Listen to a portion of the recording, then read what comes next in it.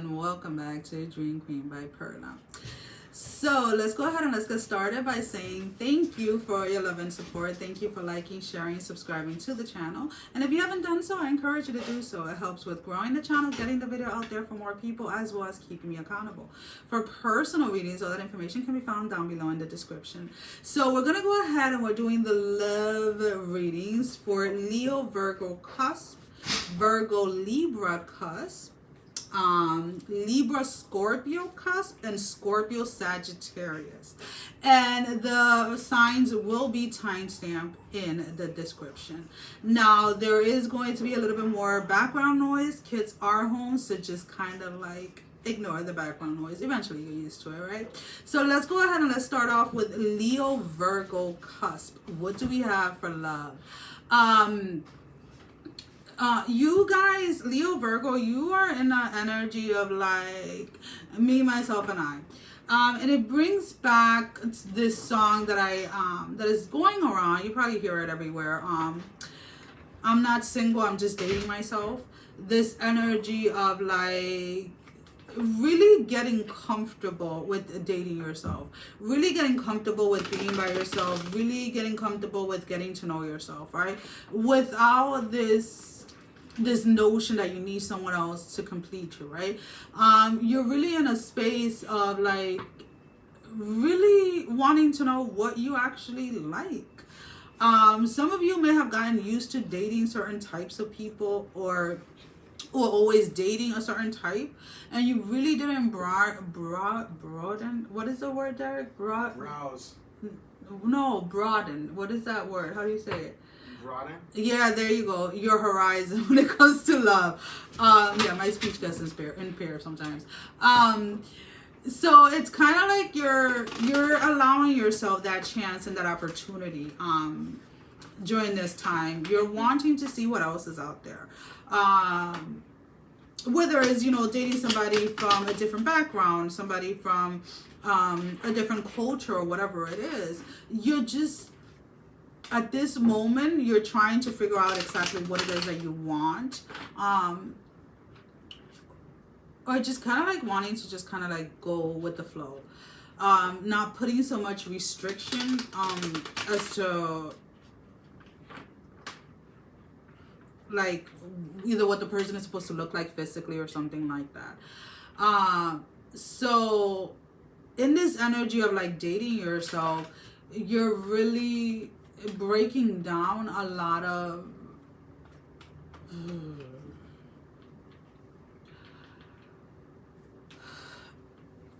I want to say a lot of judgment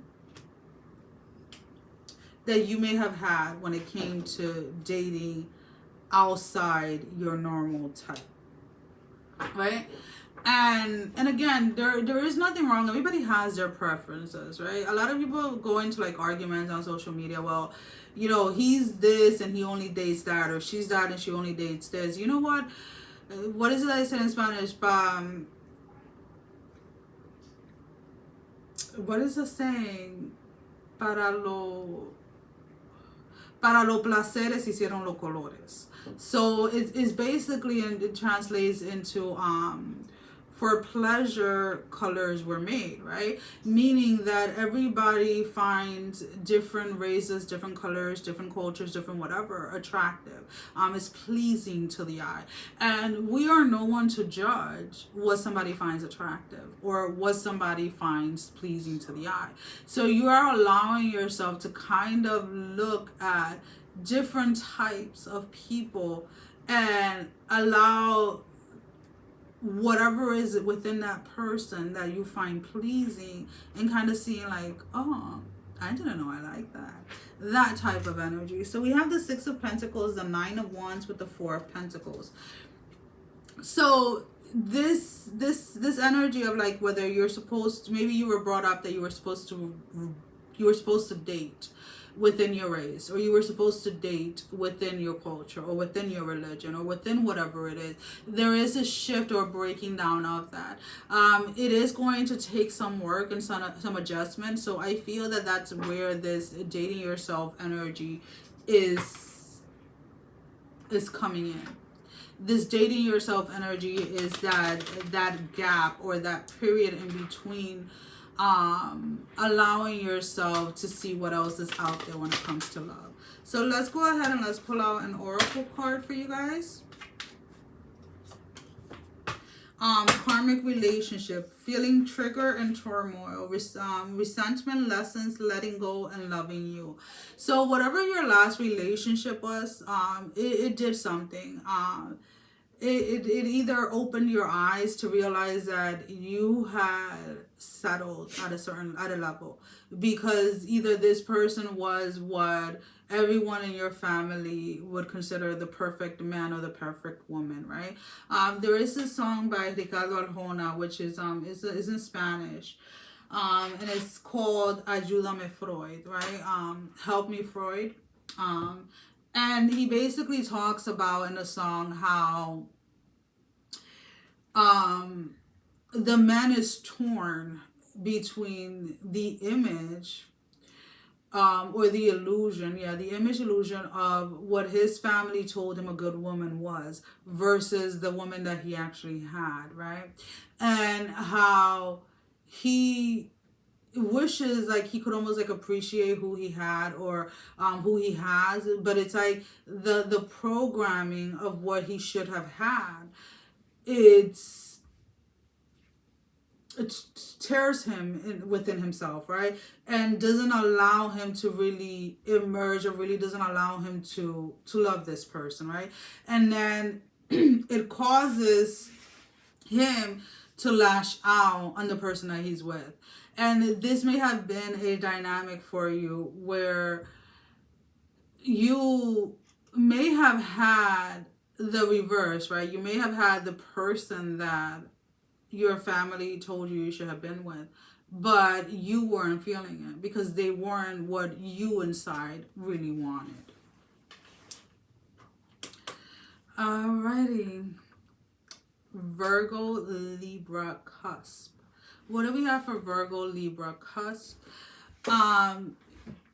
You're searching, and it's weird, guys, because you guys are searching for a reason to stay, and that's exactly how I hear it. There is a relationship, a connection that is no longer fulfilling. It's almost like you have tried everything you could to make this relationship, this connection work. And it just seems like the harder you guys try, the harder or the more challenges the two of you have. But yet, there is a searching for a reason to stay.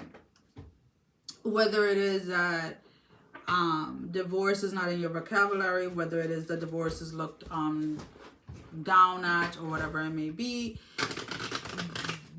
this energy of searching is really causing somebody, like, I'm really getting lightheaded, and I'm really getting like this energy of like almost like a headache, like a migraine, because physically your body doesn't feel right within this connection anymore. Physically, like, all of the emotions and all of the pain and all of the hurt or whatever it is within this connection is now physically affecting you. And you're still continuing to look for a reason to stay. You're still searching for a reason to try to fix something that you should really be walking away from.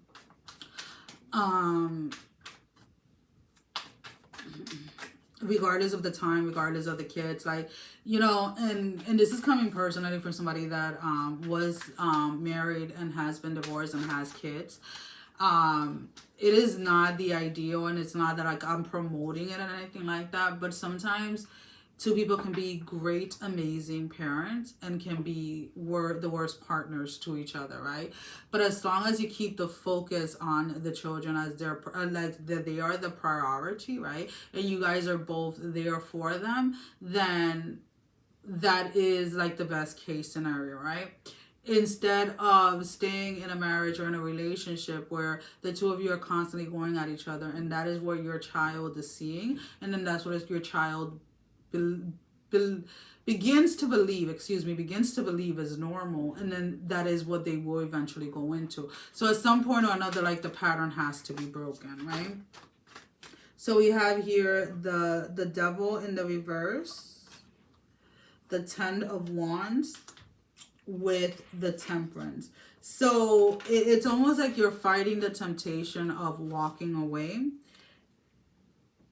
And as much as it's almost like you feel like if you see this through, if you give it 6 more months, it's going to be good. If you fight the temptation of leaving, everything is going to work out. It's going to work out on its own. But the longer you stay within it and the longer that you keep lying to yourself in that way, the further away balance within yourself is becoming.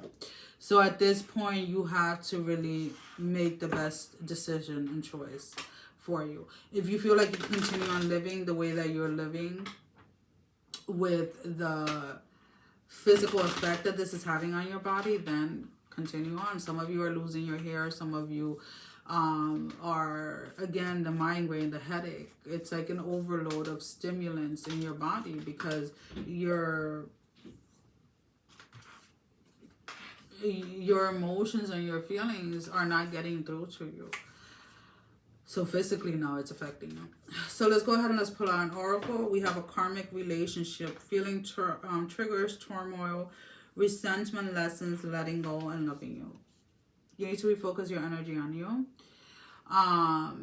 Stop searching for a reason to stay and accept all the reasons why you have to walk away.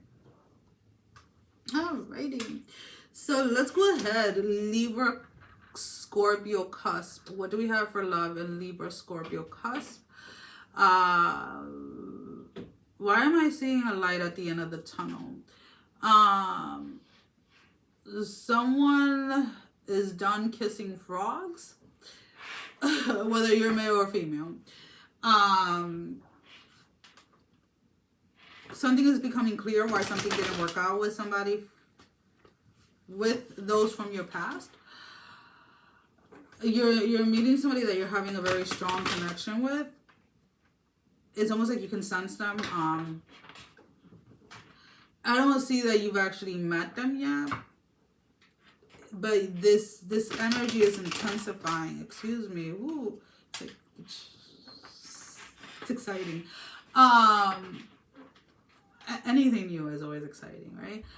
Even if there's a little fear in it at the beginning, but the excitement of it, the unknown, right? What is going to happen? What could be? Ooh, let's see. Sorry, I'm getting excited for you guys because there is this energy of like meeting somebody that it just clicks with. This person, but it's like the way that they're showing like the light at the end of the tunnel.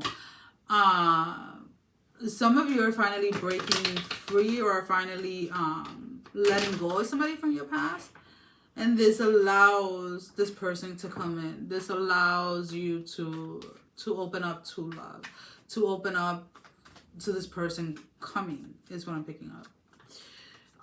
It's almost like the end stage or the end of somebody from your past is coming.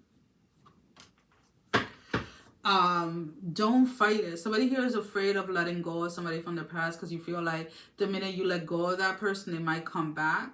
So it's almost like you see the light at the end of the tunnel, but you may be either taking a few steps back, by not completely releasing this person. Why are you doing that to yourself? Is what you have to ask yourself. 8 of Wands, the Strength, and the 4 of Pentacles. You are worthy of love, so stop taking a step back when it comes to love. Stop holding yourself back when it comes to love. Stop waiting on somebody from your past when it comes to love. You can feel that there's somebody out there for you. So why are you doing a disservice to yourself by clinging on to somebody from your past when it didn't work out? So let's go ahead and let's pull out an oracle card for you guys. I don't need that many, Spirit. I just need one. Addiction. Okay.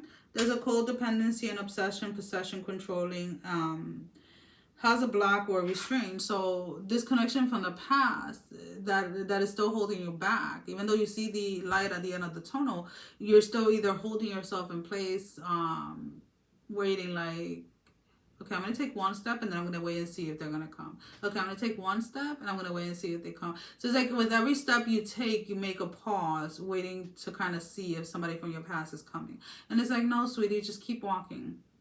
Just keep walking. Go towards the light. Keep going. Keep going. Keep going. Keep going. That's basically what they're saying to you.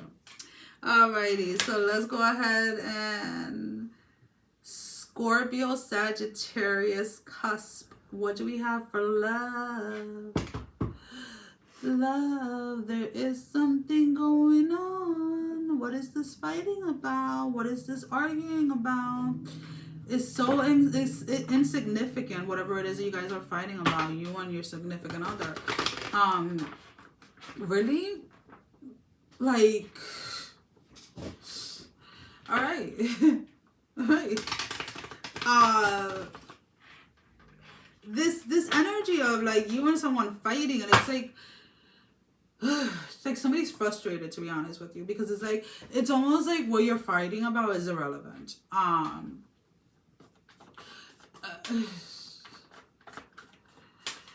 What you're fighting about is irrelevant, and it's something that the two of you, because again, when we talk about relationships, it's a two-way street, okay? Sorry to burst your bubble, but both of you, especially you, whoever's watching, that is always like, no, it's them, no, sweetie. You do it too, where there are things that you guys do towards each other to prevent each other, or to use as an excuse not to allow yourself to be completely vulnerable to the person that you're dealing with. These are defense mechanisms that the two of you have built throughout your life that you're clearly at this point still unaware of. That is why you do it, right? So it's almost kind of like, you know, they've been, you're living with somebody, right? And they've been really good with cleaning up after themselves and all of this stuff. And then it's like one day they forget to wash a freaking cup. And you're blowing up over that cup. And it's like all the other times that they cleaned up after themselves and they cleaned up after you completely goes out the window, right? And it's almost kind of like a defense mechanism to like not be vulnerable. In the sense that if you just focus on what the person does wrong, then you can hold back, right? And then you feel like you're in control, but it's a false control. And the two of you do this in many different ways. It doesn't have to be like the cup thing. That was just an example, guys. But it's almost kind of like the two of you constantly are doing this. And it's like, all right, put all the pettiness and all the little arguments that are really not necessary, put them aside, and let's get down to the real thing. Why are the two of you so afraid to be vulnerable? We have the Four of Swords, we have the Ten of Coins, and we have the Two of Coins in the reverse. There may have been an issue here where in the past, both of you were in connections or in relationships where you guys were options, or you guys were treated like options. So you developed this persona that, because you were always an option, and this is both of you, right? You guys were both options in past relationship, whether it was with each other or with other people. Now, you don't allow yourself to be the choice or to be the one, or you don't allow somebody to be the one in your life either. So you're still carrying this option energy into connections and relationships without even realizing it. And that's where the pettiness and the arguing and fighting over insignificant things are coming, because you're still feeling like you are an option even though you weren't when it comes to this current person, or vice versa. The both of you still have that mentality of option. Like, and when I talk about option, I'm talking about like people that have you and have someone else and then had to make a choice. That's what I'm talking about. Like, you know, third party situations and things like that. String along. And it's like, when are you going to wake up and realize that this is not what this is? So let's go ahead and let's pull out an oracle card for you guys. And we have Camera, Reminiscing, Keepsake, Perception, Learning from the Past, Make Memories. It is time for both of you to learn from the past. It is time for you to stop bringing the past into the current relationship. Allow yourself to be vulnerable with each other. Allow yourself to be honest with each other. Allow yourself to emerge in that love and that affection between the two of you, and begin to start making some beautiful memories, and stop worrying so much about the people in both of your past that made you guys options. Sending every single one of you love, strength, and blessing, guys. Take care. Mwah! Love you all. Bye-bye.